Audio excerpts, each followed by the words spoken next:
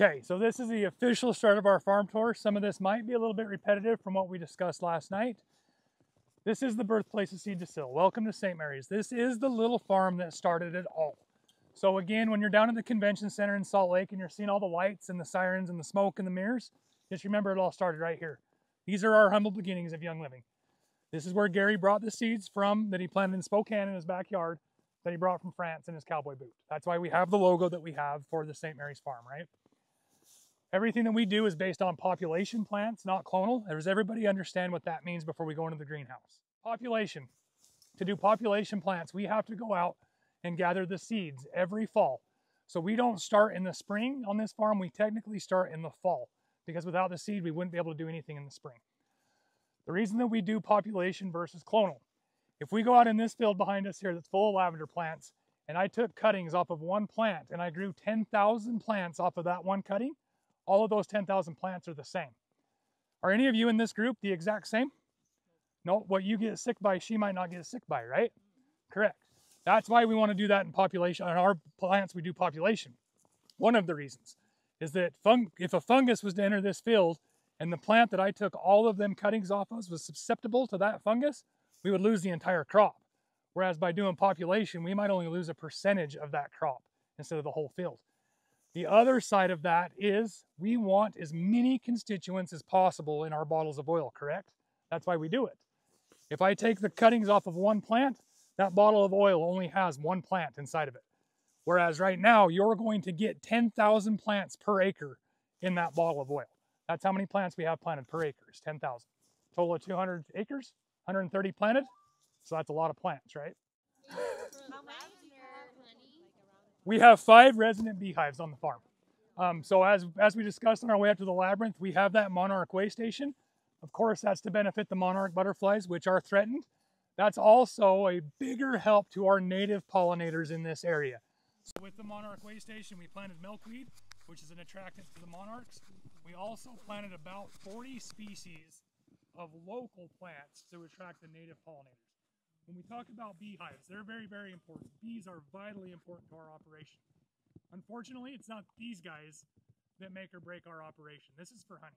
That's our benefit to having these guys here. They do help pollinate, but we're leaning more on our native pollinators and taking care of our native pollinators. One way we do that, monarch way station. The other way, no disc, no till. 80% of your native pollinators live in the ground. They don't live in hives. So every time we take a disc out in the field and disc it, we destroy their home. So that's why we've gone more and more and more into that regenerative ag, no disc, no till practices. What does no disc, no till mean? It means don't disturb the soil.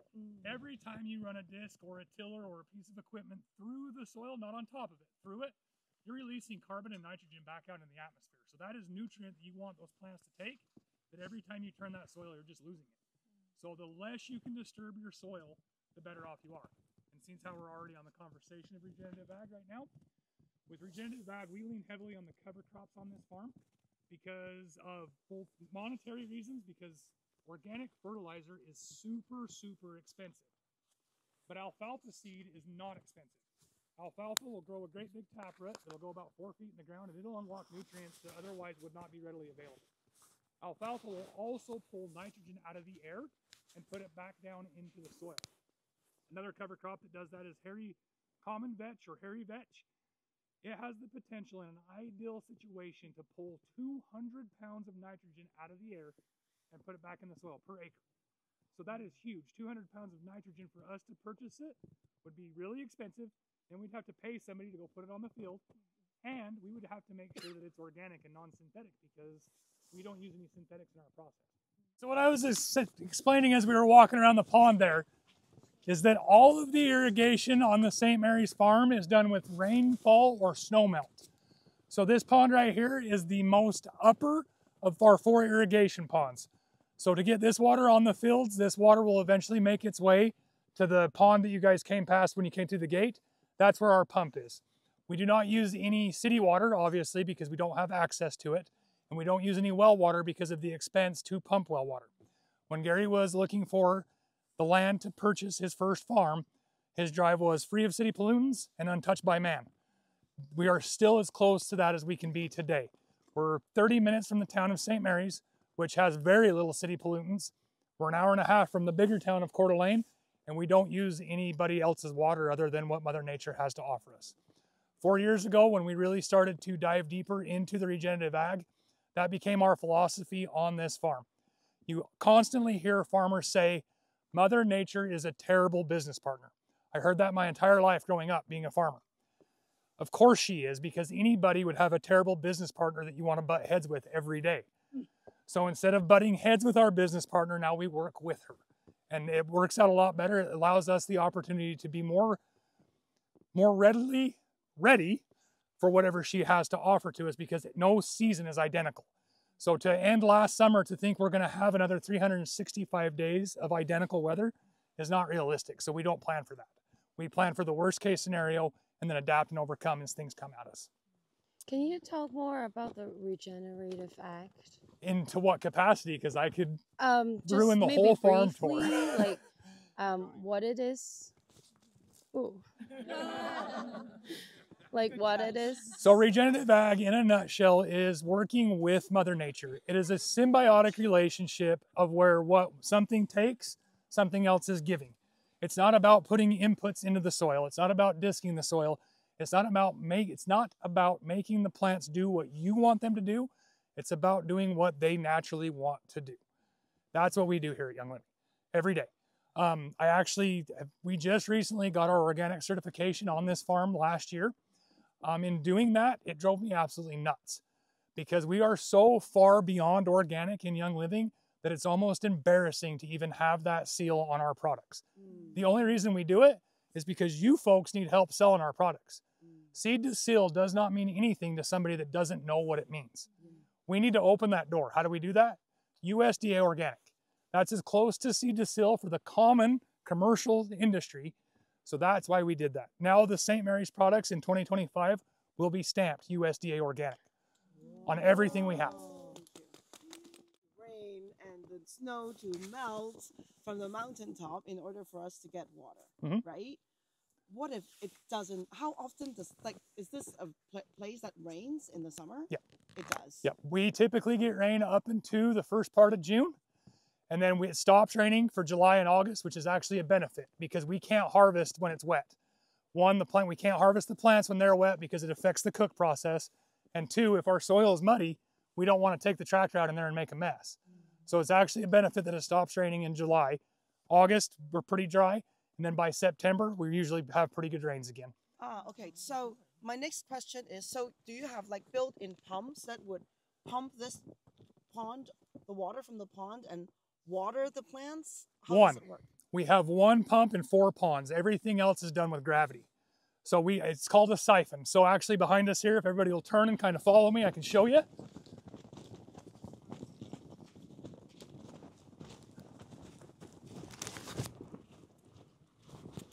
Whoa. So in the summertime, we would take that white pipe and we would throw it in the center of this pond. Then we have what's called a trash pump. We'd go down to this pond down here below me, and we would pump water out of that pond, back up through this pipe and fill this pipe completely full, and then we would disconnect it. That pipe will stay running until this pond runs out of water because it pulls the water out of it just by gravity. The reason we do that? No money. We can come up here and set this, and it does not cost us a thing to get this water to where we need it. But it's a lot of work. Well, farming is a lot of work. But here's the beautiful thing about that. Farming in general is a lot of work. At least Young Living's farming for the right reasons, the right ways. Because we could be doing a commercial to where we're making lavender oil that we're making lavender oil, not Mother Nature's making lavender oil. Now Mother Nature is making. So you are trying to make it as close to wild crafting as possible, wild growing as possible. I wouldn't say necessarily wild crafting, because in my eyes, wild crafting, that lavender plant has never been domesticated, if you will. Okay. The seeds landed naturally. It grew naturally. It didn't have any help from man. We are still very much helping these plants grow. Okay. We're just trying to do it as natural as possible. Natural as possible. Yep. Okay. And you'll see that as we talk about the equipment. We upgraded some of our weeding equipment to get rid of the weeds in our field, or our cover crop as it is, because all of that right now is done by hand. So our seasonal guys, from 5:30 in the morning until 6 o'clock at night, they go out and they hand hoe every plant just like you would in your vegetable garden. Before the harvest, they have to go up and down every row and make sure that all the cover crop is cut lower than what we plan on cutting the plants. Because we don't want any of that cover crop going in the cooker, because there's a chance that that grass could produce essential oil, and then it would be in our lavender essential oil, and we don't want that. How many plants again that you're doing? How many acres of it? 10,000 plants per acre. See? And how many acres is that? 130 planted. Yes. Well, we're not good at math, so I don't know how many plants that is. We just know that it's a lot. For a few people who. And how long does it take for them to like hand hoe the place? So our field crew can go through the entire farm in about 4 weeks. And do they like grow back after? Oh, absolutely. Then what do they do? They go back through. Yep. So timing is of the essence when it comes to weed control and prepping for the harvest, because we don't want to go out the second week of June, because we still have a month that we're going to harvest there. So we actually go out the last week of June and start prepping for the harvest, because then everything's ready when it comes harvest time. Do we still make good use of like animals? Yes. So with that alfalfa that I was talking about for our regenerative ag, alfalfa is a huge magnet for deer, white-tailed deer, and elk. So if you guys are familiar, Mona uses sheep in their regenerative ag. Okay, corporate wanted me to try that, and I respectfully declined due to the fact that you 30 lovely ladies, or 24 lovely ladies, would have come to this farm yesterday. You would have fallen in love with the herd of sheep, but we have wolves and cougars and coyotes that also love sheep. So that was my reasoning for not bringing the sheep, because how do I explain to all of you that the sheep that you were loving on yesterday got eaten last night? I didn't want to have to do that. So instead we plant plants that bring the whitetail and the elk in. I think it was last fall, or maybe 2 falls ago now, 2 seasons ago, I counted over 300 white-tailed deer in our field at one time. Wow. You know how much money it would cost Young Living to bring 300 sheep onto this farm? And then we would have to take care of them. We would have to water them. We would have to give them some food to subsidize, because they can't just eat what's in the field. They have to have a little bit extra. Whereas the whitetail, they come and go. They're free to us. So we just utilize, again, what Mother Nature is giving us. Oh, the white-tailed deer, the one with the little white bushy Bambi. tail. Yep. Oh. Is it the Bambi? Bambi, yes. And if I remember correctly, Gary tried to plant clary sage here, but it was all eaten by the deer, so he could not plant clary sage? Yep, which is just another example of how Gary has been working with nature way longer than regenerative ag has even been a buzzword. Because Gary knew that it was not smart to grow clary sage in an area where it was just going to get eaten by the natural critters. So he stopped growing it, and now they grow that down in Mona. Yeah, right? Yeah, it makes sense. Yep.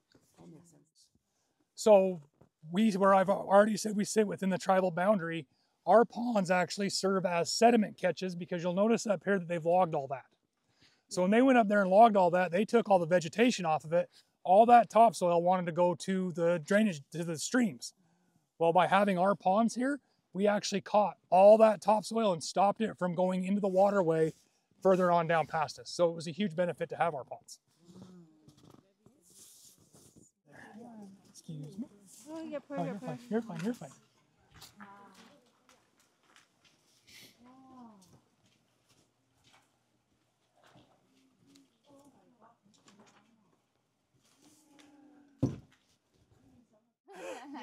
So all this vegetation that's underneath our planting racks here, that's all seed that comes free from our organic soil that we use in this greenhouse.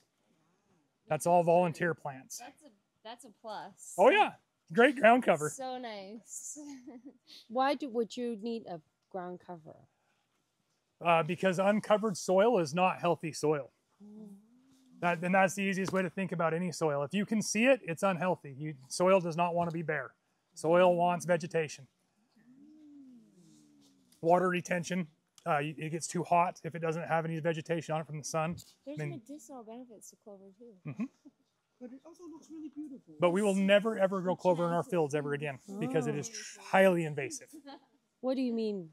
So on one of our regenerative ag cover crop mixes, I put some clover in there, and we've been struggling for 2 years to try to get rid of it, because clover will choke out everything that it grows around. Oh. So we do not want any. Clover grows enough voluntarily that we don't need to help it at all. Right. I was going to ask you, but there's all of it is clover. And grass. What we would do is we would fill this flat right here up with soil, okay, just complete soil.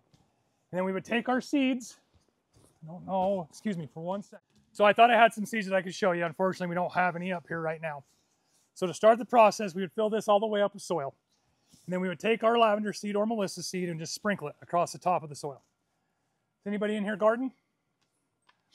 What's the rule of thumb when you're covering your seed with soil? How much? 2 to 3 inches? The same thickness that the seed is thick Oh, okay. is a good rule of thumb when you're gardening, to cover your seed with as much soil. So that's why we don't cover them. A lavender seed, you can't hardly even see it. Super, super small. About sesame size? Yeah, sesame seed. Sesame size. So you sprinkle them on top and then you water them. That water is enough to drive that seed down in the soil. About 4 to 6 weeks, this flat will look like your lawn. It'll have little tiny starts of lavender and Melissa thick. And that takes place in about April when our seasonal guys show up. We still have snow on the ground. The first job of our seasonal guys is to gather around this table, and they lovingly, one by one, and I have a video of it that I can show you when we get back up to the lodge. They lovingly, one by one, pluck them out of this soil and place them into the 6-pack, one at a time. 10,000 plants per acre, guys. 500,000 plants in a year is what we're doing, one at a time. That's a ton of love going into every single plant. Our fields crew, Ishmael and his crew, are phenomenal at what they do. The amount of care and attention that go into these plants, and you can ask Franco. Franco worked here before Ishmael was doing his role currently, and we had a heck of a lot more loss on our plants after we transplanted them out in the field. What that means is the shock factor. Climate controlled greenhouse, getting water every day. They love it in here. When we take them out in the real world in the fields, their life changes dramatically. Tons and tons and tons of love go into what happens here, guys. And I applaud Ishmael and his crew for what they do. Any questions on the planting? It's 1,300,000. Yeah. Ish. 1.5. So after they transplant them into the 6-packs, they would stay in their 6-packs until they're ready to get transplanted on the field. The whole process again takes about 3 to 4 months from seed to field. The way that we run this greenhouse, you can tell we're already full. These plants will get transferred up to the old greenhouse by the guest lodge, probably February or March. And then Ishmael will start another cycle of plants. These ones have all been hardened. So they've made it through a winter. We've shut the power off in here for most of the winter. Now we turned it back on because we knew you guys were coming. But they're already hardened. They'll go out in the field first. And then we have a constant rotation to where we plant until about the middle of July. And then we stop. The reason we stop in the middle of July is that water issue. The rains have stopped and we only have so much irrigation. And the babies have to be irrigated. They will not make it in the fields unless they're irrigated. Lavender we irrigate for about the first 2 to 3 years. And then once it's established, it doesn't need so much water. The only time we really pour the water to the lavender is on the off chance that the Melissa and the lavender are ready to harvest at the same time. We'll harvest the Melissa, we'll pour the water to the lavender because what that does is it slows the flowering. And that allows us as farmers, just because we don't have time, to push it out a couple days just to get the Melissa all the way done and then start doing the lavender. So the lavender and the Melissa grows together? Yep. In the same field? No. They're in different fields out in the fields. Okay, so what are we looking at right now? Melissa. That's only the Melissa, right? Yes. And when you were talking about planting the seed for the lavender and then transplanting it to the 6-pack, it was just for the lavender. And then you do that separately for the Melissa. Yep. Same exact operation for both species of plants that we're talking about here. Okay. Yep. And this may be a stupid question. There is no such thing. Irrigation actually means? Irrigation. So irrigation would be the watering of our fields. That means that we're going out the wheel line that you guys walked past going to the labyrinth. That's what that's called, is a wheel line. So that one moves by, it has a motor, we start and it'll roll. The other irrigation lines that we have are called hand lines. And that requires us to go out, put them together. And then when we need to move them, we have to pull them apart, move them, and put them back together. And they're like sprinklers? Yep. Okay. Just a giant sprinkler system. Okay, so, and you were saying that the lavender will need irrigation when they're 2 to 3 years old. For the first 2 to 3 years. For the first 2 to 3 years. Yep. And then by the 4th year, they don't need any more irrigation. Not as much. And how old do we harvest our lavender? Up to 15 years old. So do we start harvesting them when they're 4? No. Or do we start harvesting when they are? So historically, it was believed that they had to be in the field for at least 2 years to harvest. That was only based on the root growth. So as you can see with these Melissa plants, and the lavender plants are the same way. You can tell these Melissa plants have been cut, right? That's why. We don't want a Melissa plant this tall in the greenhouse. We want a Melissa plant with a root ball that big in the greenhouse, because that's what's going to feed her when we take her out in the field. It's not the plant. We want strong roots leaving the greenhouse. Okay. So to answer that question, we can actually harvest what Ishmael and his crew have been doing. We always have spot loss. What spot loss is it might have a full row. This plant might have died. That plant might have died. We can harvest them in the first year because of his care and love in the greenhouse. As soon as he takes these out and spot plants them, they are almost just as big as those 4- and 5-year-old plants in the field. Wow. Yep. So, okay, let me repeat what I understand. Okay. Okay. Because I don't plant at all. Like everything dies when I try to plant them. So what they're doing is they're transplanting it, and then they wait until they're 2 to 3 years old, and then you move them out to the fields. 6 months old. Oh, 6 months old, and you move them out to the field. Yes. And as soon as they're out in the field, they can be they can be harvested. Yep. Then why move them to the field to harvest them when they're already ready? I don't understand. Because there is no nutrient in our greenhouse soil. They have to be in the farm soil, because we'll plant. So I guess the ones that we're talking about harvesting that same first year, we'll plant those in May. So they have established roots in the ground. And then the other side of that is this one plant that might be in that whole row, that one plant where it might be a little weaker on the constituents because it hasn't been in the fields for that long, has 10,000 plants that have been in the field that long. So it's really just a matter of more plant material and having that plant get established in that spot, because the rest of those plants within that row are going to kind of, I hate to say it this way, but they're going to kind of cover up the weaker plant within that row. On the nutrition. Yeah. So you don't plant them in rows. You plant them where they're needed? We plant them in rows. And I guess we plant them where they're needed when they die. Okay. Because if we have 10 They acres, replace the dead ones. Yep, if we have 10 acres, we don't want to go replant that whole 10 acres if 80% of it's still there, but we want 100% of that 10 acres planted. Okay. So what we do is if let's say we lost 5 acres, well, we would just cut that field in half, restart the bad spot, figure out why it's bad, and then leave this established. If the whole 10 acres is doing good and we just have a few plants, because of that population, this plant might not like it cold, or it might not like it hot, or it got too much water or not enough water, so that one plant died. Well, we'll just take another plant out there and put it in its place and find something that works, rather than resetting the whole field. Okay, so you plant them in May, and then when do you harvest them? July. So they're just in there for like about 2 months. Yep. And then they like, whoa, partying, and then they're happy. Yep. Then you can harvest them. Yep. Oh, I see. And sorry, you said that they're harvested when they're one already. They're ready. We have, yes. Okay. We have the ability. We've found that there is no reason to wait if we don't need to. It does not affect the oil quality. Oh, and also lavender and melissa is very similar. Very, very similar. Okay. And so after you harvest them once, and then you can harvest them every year now, right? Yep, for up to 15 plus years. Okay. And maybe I'm jumping forward. I remember Gary said that you have to harvest them, I don't know, 4 inches from the ground. Yep. To protect the root, right? Yep. And do you harvest them with that specially designed harvester, or what do you use now? Yes and no. We still use, I guess, what would be the third phase of the Melissa harvest that Gary created.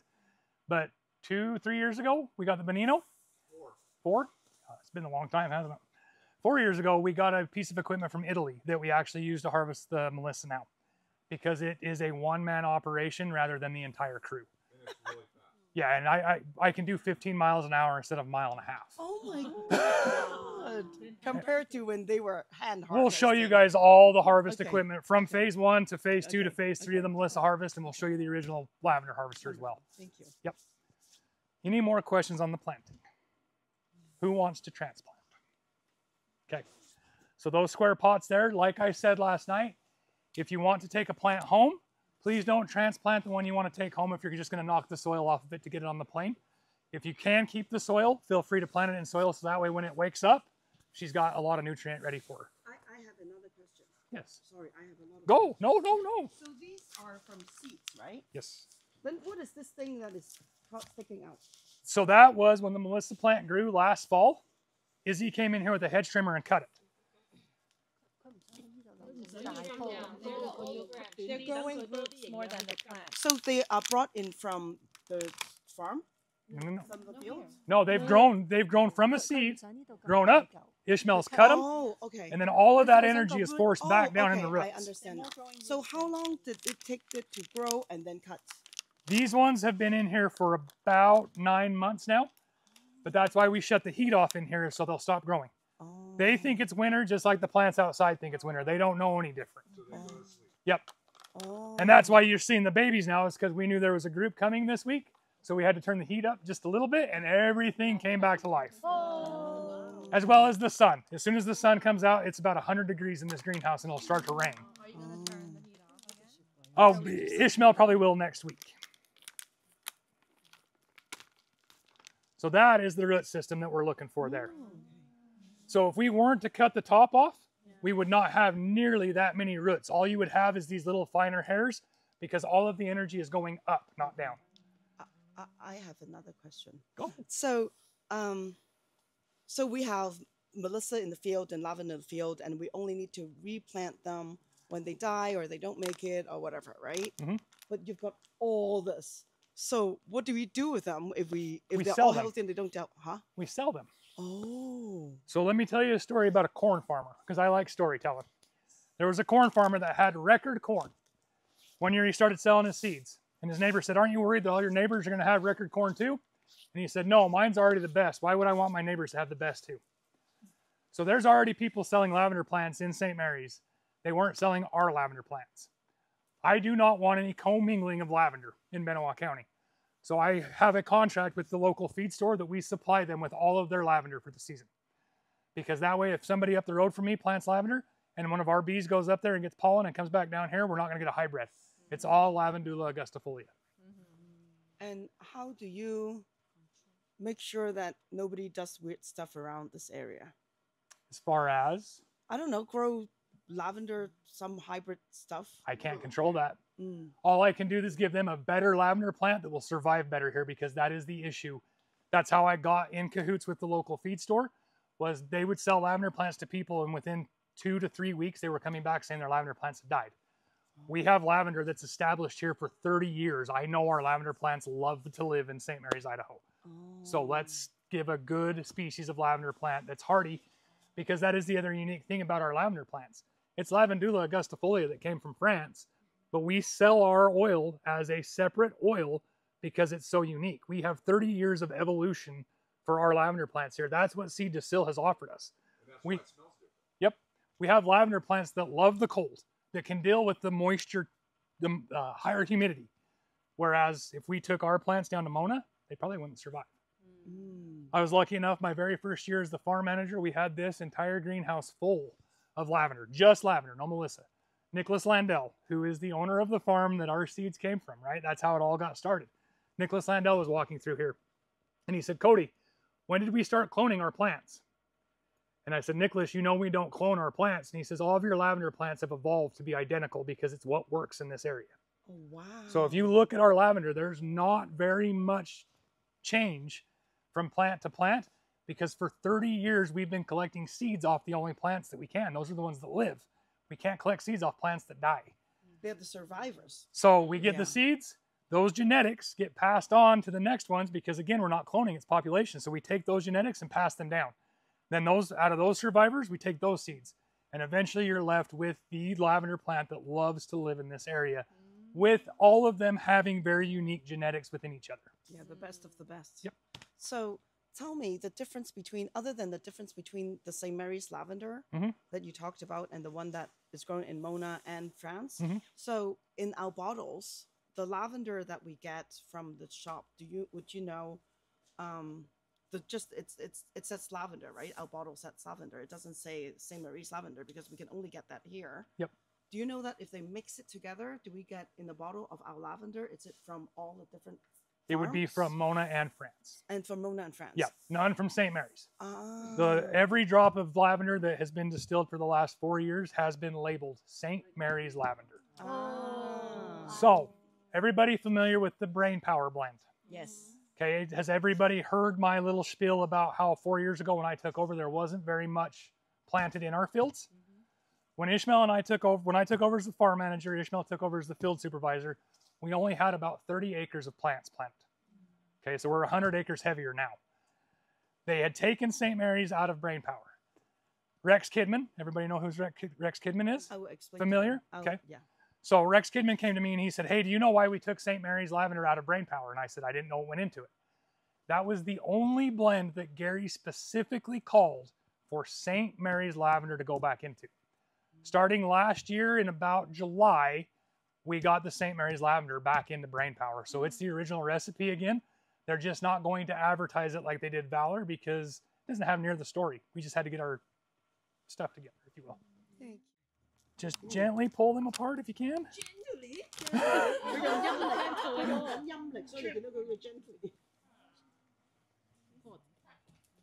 I'm on the wrong side of the table here. So what you're going to do is take that, put it in there, and you'll get your soil and you'll compact it around it. The most important thing, whether you're transplanting a baby this big or a plant this big, you don't want air to get around the roots. That's what kills a plant. Air. Yep. For all plant or for? To the best of my knowledge, when you're transplanting anything, you do not want any air around the root system because that's what's going to cause that bad stuff to get in that root zone. Oh, that's why I'm plant killer. Every time I transplant, I didn't know. So what you'll want to do is you just want to pop these just a little bit because that'll encourage those roots to grow again. And pull them out just like that.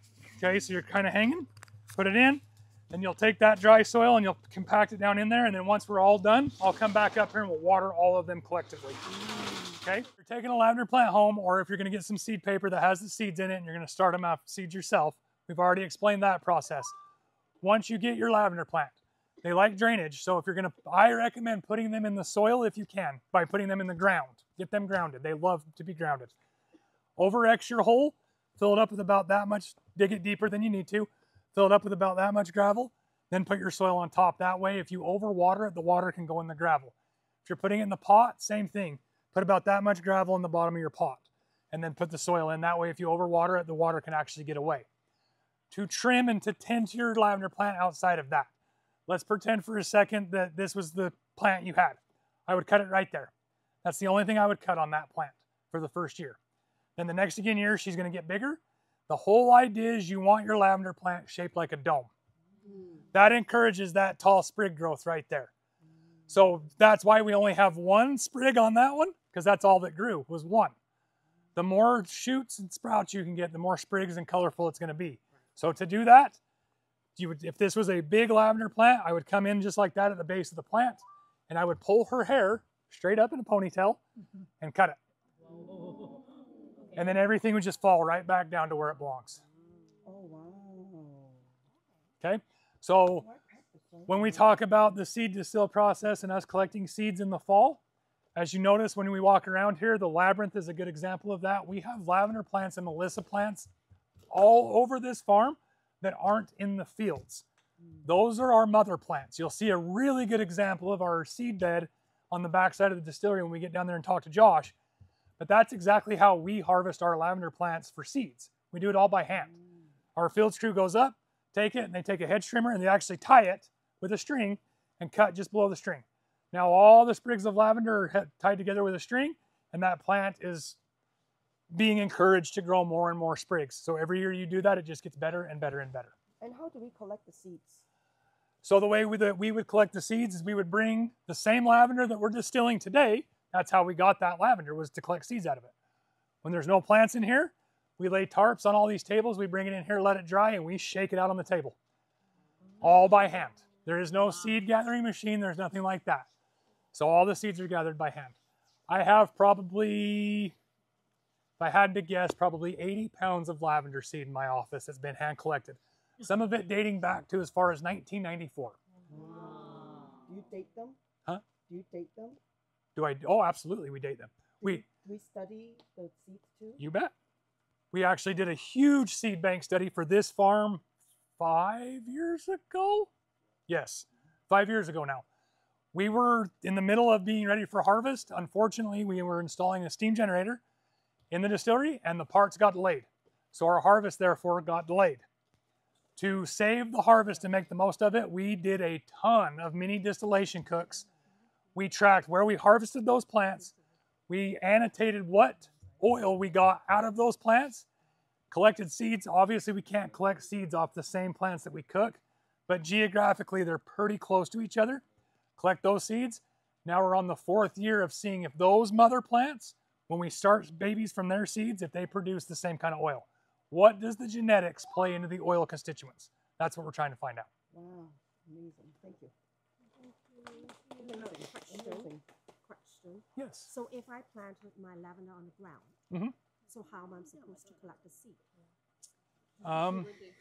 When they grow and then I cut them? Or just chop them? So this lavender plant right there has gone to flower and she started to die, right?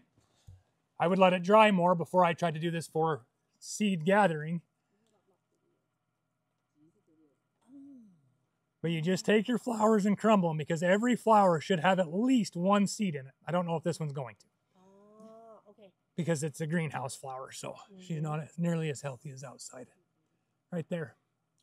Wow, that one. Oh, I need a magnifier when I do that. That right there is what your lavender seed. It is smaller than a sesame. Much smaller. Smaller plant. Smaller plant. I can show you a better one outside when we get to the... Ah, right there. Ah, okay, okay.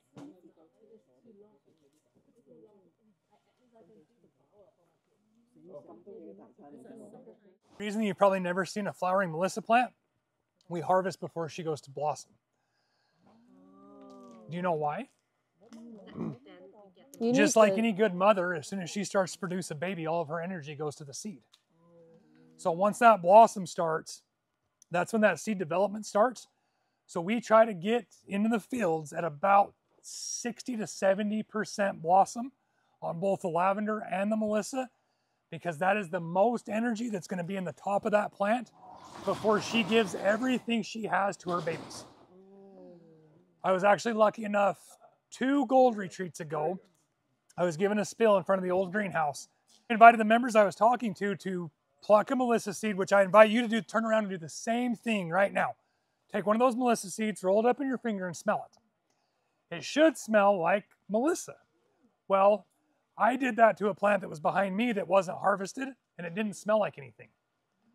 I had never done that before. I had never needed to smell a Melissa plant after the harvest.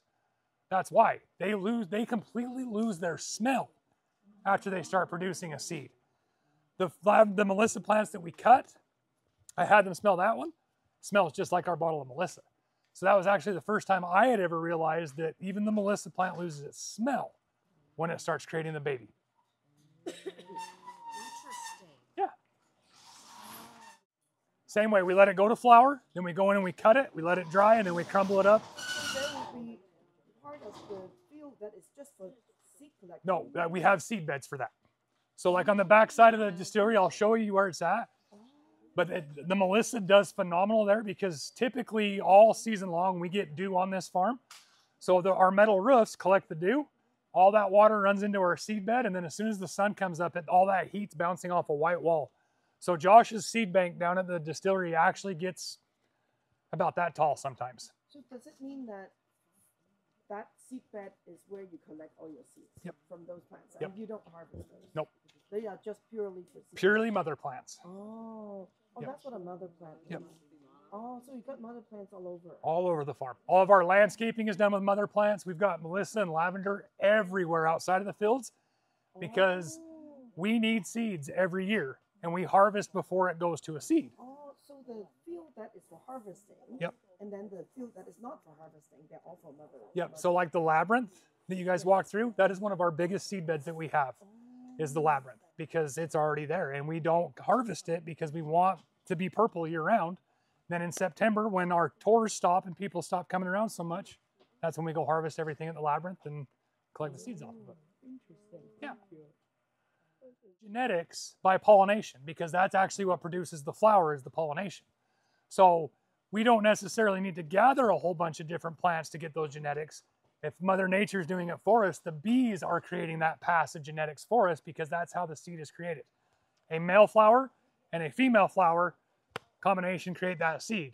So those genetics are getting passed between plant to plant, no matter how close they are, because we do have pollinators all over the place. Alpha will not. Clover is also really hard to manage. The only way we can get rid of it is to go in and physically remove it. Alfalfa, if it tries to take over one of our fields, we just stop watering it. And it'll just tip over, and then we'll put that organic matter back into the soil. So now that you've seen the operation with inside the greenhouse, the next phase of the farm would come planting. So that's what you see behind me here. Did everybody have an opportunity to look at the history wall in the lodge? Did you notice the planting machine on that wall? If you haven't, please look at it when you get back up there, because this machine and that machine are the same machine. 6 years ago now, Franco, Josh, and I one winter redesigned Gary's planting machine. 7 years ago, my very first season here, that was the worst 2 months of my life, was planting season. Before we had this machine built, let me explain how it works. This machine would attach to one of our agricultural tractors. You have a furrow maker on the front here. What that furrow maker does is it carves the soil in a V like that. So it pushes all the other soil out of the way and makes a little trough. On this axle, you have spikes. Every spike is 18 inches. So every spike indicates where a plant goes into the ground. That's all that was on the planting machine when I first got here, and a rack to hold the plants. The way it was done is the tractor would go, make the furrow, make the hole. 3 individuals would walk following the machine, dropping them in the hole, while 20 of us spent the next 2 months just like that. You'd be bent over like an ostrich, burying the plants all day long, every 18 inches. Like that all day? We would do that for about 2 months. See, that might have been a benefit to me. Franco and I are a long ways away from the ground. So that first season that I was here, I went to the farm manager at the time and I said, look, that doesn't seem like the most lucrative way to plant plants. The crew's exhausted. Like, I don't know how many plants we were getting on Monday morning, but I know it was a lot less on Friday night because we were just exhausted. By Thursday afternoon, you couldn't even walk. So that first winter that I was here, Franco, Josh, and I pulled the planting machine in. We cut on it and re-welded on it 13 times to get to the finished design you have here today. I took some PTO to go see some family in Utah. We were just about done with it when I left. Franco and Josh got to a point to where it was test ready. It was wintertime. We weren't ready to plant. We didn't need to plant. So what these guys did is they took sticks and froze them into ice cube trays. And then we could pop the ice cubes out of the tray. That was our plant. The ice was the root. The stick was the Melissa or the lavender plant. If our compaction wheels broke the stick, we just broke the plant. Try again. That's why it took us 13 times. Wow. The way this machine works now is we would have a chair right here. So still hooked to a tractor. We would have a chair right here that the guys would sit on. The plants are already out of the 6-pack, so the plant is ready to go in the ground right here. Still have the same furrow maker with the axle poking the hole. Plant goes in the ground every 18 inches. Underneath me are pieces of flat strap that bury. So as the furrow maker pushes the soil up, the flat strap pushes the soil back in. And then we have the weighted wheels, just like you guys did in there with your hands, that push all the air out right next to the roots. So like I said, I don't know how many plants we could plant an hour the old way. With this way, once the guys have the plants ready to go in the greenhouse, we can do 7,000 plants in an hour. Whoa. Every day, all day long, because there's no fatigue, there's no tire. Everybody is sitting comfortably and loving their job. So that's a huge benefit to our crew. Like I said before, it would take about 20 people on the planting crew. Now it only takes 4 or 7 if needed, because what we'll do is we'll have 3 people follow just to make sure that everything's getting done correctly, especially on our fields that aren't flat. If it's nice and flat, we don't worry about it, but if it gets side hilly, then we have to go back and quality control. Any questions? Yes? I'm still picturing, how does this thing go? Like, what is it hooked into? So it hooks right here onto a tractor. So the tractor would be going this way. Yep. And that's what this is here. So that's our row spacer. So you hang this on the last row. This goes on the front of the tractor. You put this over the plants you just planted, and that keeps your row spacing 5.5 feet.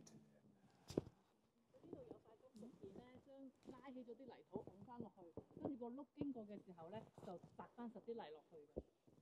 我覺得好聰明呢個。So smart. 係啊，好聰明啊。Good brain. So- Good brain. We all thank you. Everybody who has a bottle of lavender, thank you. Yes. If there's no questions on that, we'll make our way down this road, stopping and looking at this black harvest truck, the green. So right here, we're looking at a John Deere swather. We're going to talk about the phases of the Melissa harvest. So back when Gary first started, he found out quickly that Melissa cannot touch the soil once it's cooked, or cut, excuse me. Melissa cannot touch the soil once it's cut for two reasons. One, the constituents within that plant start to change immediately after it's cut. So then as soon as it touches the soil, they change even faster because the soil is usually hot. The other reason is when you cut Melissa, it's a lot like cooked noodles. It does not want to do anything. All it wants to do is ball up together and stay in a pile. So first phase of the Melissa harvest, Gary had a John Deere swather. The way this swather works is on the front, we have a set of knives. The reel spins around, forcing the plant material into those knives. And then there's drapers on both sides that force all that material into the center row. He would tie a tarp where that hole is, and all that material would fall onto the tarp because we don't want it to touch the soil. Once the tarp was full, he'd get out, cut the strings, pull ahead a little bit, tie a new tarp on, and then a crew of people would come and they would hand load it into the hay wagon by hand. That's the picture that you see inside the guest lodge on the wall beneath our Young Living sign.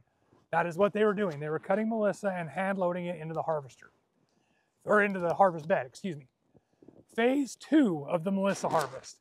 You'll get a good look at the piece of equipment down in front of our store. It's now yard art. We use it as decoration and for the story because it didn't work that well. But Gary designed it. Again, it's a swather with a header, but instead of having the tarp, it's got a conveyor belt that runs underneath the operator. On phase 2, the conveyor made a 90-degree turn and went up a conveyor belt and into the back of the white harvest bed that's like on the back of the black truck that I showed you. The reason that didn't work, the Melissa is like cooked spaghetti. It does not want to do what we want it to do. So it would go down that first conveyor, hit that 90-degree turn, and it would plug. And when it plugs, all it does is just sit there and rolls in a ball. The longer you let it stay plugged, the worse off that ball gets. It's tight, it's almost impossible. So then we went to phase 3, which currently phase 3 is still in operation. And as a matter of fact, Franco's working on part of it right now. But you see that reel right there on that trailer behind you that looks kind of like this reel right here? That's the header to that swather.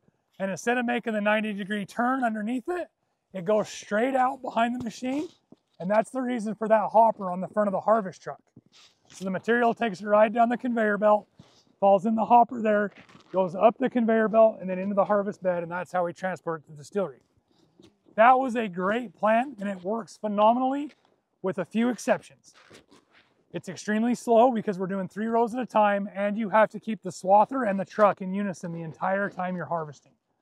So that's kind of dangerous because Franco is our harvest truck driver, I'm the swather driver. We're constantly bumping into each other trying to match speed until we get set and going. The other downfall to that method is, 2 other downfalls of that method is it's a lot of manpower. So to harvest with the swather and the truck, it takes at least 4 people to do that job. Then the other bad thing about it is where our topography isn't flat. If that truck gets on a side hill and that Melissa tries to ball and it rolls one time, that giant ball Melissa falls off the side, falls on the ground, and somebody has to go pick it up. Not the end of the world, but it is time consuming. 4 years ago, we went to upgrade the lavender harvester, which you have an example of the lavender harvester on the hill there. And we have one back in the shop here, in the storage shed here that we can show you guys. We went to upgrade those because those are the original lavender harvesters that Gary started with, meaning they're extremely old. So we bought that Veneno from Italy. That is a single row harvester. We bought it strictly for the lavender, but we found out rather quickly that it does a phenomenal job with the Melissa. Yes, phenomenal job with the Melissa. As I explained in the greenhouse, that is a 1-person operation. With the McDon swather in the truck, we're doing 1.5 miles per hour. With the Veneno, I'm doing 15 miles an hour. We leave almost no plant residue behind in the field because that Veneno acts like a vacuum cleaner. I have actually watched it suck dead plants off dead leaves off the ground. If you leave it parked, it'll cause enough wind that they blow up off the ground and they get sucked in too. It's a phenomenal piece of equipment, so that was a huge win.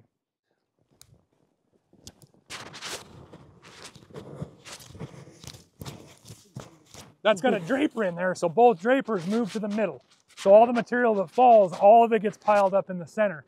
So that's why they would tie a tarp there, and the tarp would just drag with it until it got heavy enough to cut the strings or break the strings. So the way this piece of equipment here works, again, hooks up to our agriculture John Deere tractor. These reels, so both with the lavender and the Melissa, we can sometimes get really, really bushy plants. So what these reels do is they bring everything in the middle, or technically they're called rakes. Bring everything to the middle, then you have these spinning heads here. With blades. Yep, and both of these spin to the inside. So it's forcing all of that material into that chute. It doesn't give it any other option. At the same rate that the tractor is going forward. So as it cuts, that material is just falling onto that shelf. Then you can see these teeth here. That's hooked to a chain that goes all the way up and around. So it brings all that material up and then dumps it into that harvest bed. And it dumps it all, carries it all in there. And then in the back of here, let's see, oh yeah. Maybe. That's where it attaches to the tractor. If you pull it with the tractor.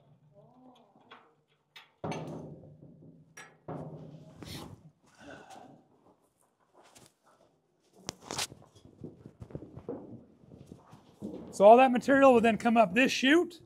It falls onto here. Similar to the walking floor trailers that you guys seen at Highland Flat, the floor moves. Our floor moves as well. What that does, so whoever's operating will let the pile of plant material get about that tall. And then we do what we call, we have to do it in this piece of equipment, we have to do it in the harvest truck. We do what's called rolling it back. You're full enough, you got to roll it back one step. So you roll that material back here, fill it up. Roll it back again, fill it up. Roll it back again, fill it up. On this end, you have the same fingers that are on this end that we can load directly into the cooker on the back end of this machine. So before we start any harvest, we always check the bricks. Who knows what a brix is? BRIX. A brix is the test of the glucose within the plant. There is a direct correlation of the brix level and the essential oil. Okay? Last year I was lucky enough to go to a soil conference. I have been asked 1,000 times, what kind of pests do we have on this farm? And I always say none, knock on wood, right? Here's why. I found out why finally. There are scientific studies as to why we don't have pests. It is part of my job to always increase those brix levels because there is a direct correlation of the brix to the essential oil. Bugs cannot eat high brix level plants. Bugs have a very, very, very simple digestive system. So, what's the smallest bad bug you can think of? Like an aphid, maybe? Little tiny aphid? Your plant level, your glucose on your plant is a 0. You have no sugar in that plant or that aphid would not be able to eat that plant. And it goes up in size from there. Grasshoppers. Grasshoppers are a bigger bug. You still have unhealthy plants because that bug cannot eat a healthy plant. It doesn't have the ability to digest the sugars. So that is in turn why we don't deal with a whole lot of pests on this farm. It's because we're trying to drive that brix level up. That takes care of our insecticide problem. We don't need an insecticide because our plants are the insecticide. So does it mean that if you get pests, that means your plants are unhealthy? Bugs will not eat a healthy plant. They can't. They do not have the ability to do so. So it's like a person, like a healthy person don't get sick. Yep. Oh, A wow. healthy person, the candida cannot grow in a healthy person. Oh my gosh. Makes sense. Yep. So that was the really neat thing about the Soilcraft conference that I went to last year. Not knowing anything about Young Living essential oils 7 years ago, that taught me how much of a direct correlation there is to soil health, plant health, human health, animal health that goes back to soil health. It's all directly correlated to our soil. That's why Gary always says, if you don't know your soil, you don't know your oil. Wow. Exactly. He probably knew all of this. I'm sure. He just couldn't tell us, you know? Wow. The soil once she's cut. Well, what if it's a cloudy day and where you need to cut? The brix level in the field is going to be low because the plants are not stressing. So there's no reason for her to try to stay alive. That's why they're sending sugars up, is to try to stay alive. If it's an overcast day, we can still go out and cut. We can bring the Melissa or the lavender back to the deck and we can allow it to stress. We have seen the numbers of the bricks triple in an hour just by cutting it and laying it on the deck to stress. What that looks like is that's the bricks on our Melissa going from a 10 to a 30. And it's not even attached to the ground anymore. And it's gaining sugars.